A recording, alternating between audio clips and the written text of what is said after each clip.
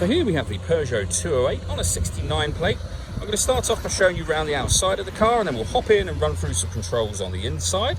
But from the outside, you can see it's a 5-door car with alloy wheels. Let's start off inside the boot and then work our way around the rest of the car from there.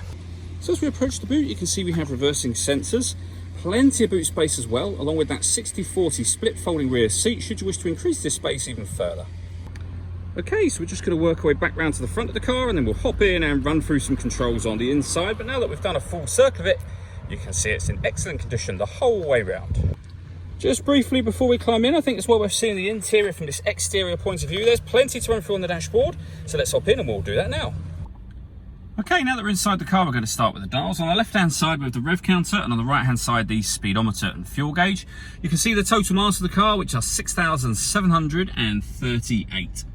If we back out to the steering wheel, we have stereo controls and phone controls available to us there. The phone controls can only be used after such time as you paired the phone up, which is done on the touchscreen over in the center here. If we hit the menu button, you can see the telephone as an option there, and then just follow the instructions on screen once you press that.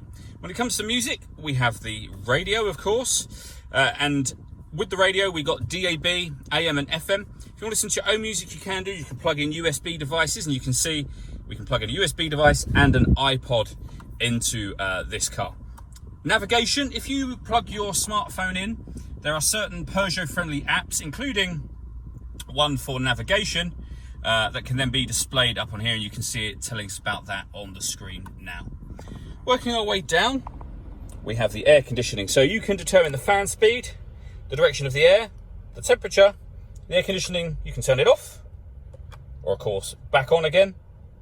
That button there will recirculate the air that's in the car. That's a great way of heating it up or cooling it down quickly depending on the temperature that you set. You can turn it off very easily.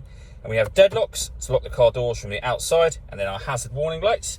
Under that, we have a 12-volt charging socket and the USB input, and then a 5-speed manual gearbox. All that leaves me to say is thank you for taking the time to watch this video. If you'd like to come and see the car in person and have a test drive, please feel free to call any of our MJA sites. We'd love to hear from you soon.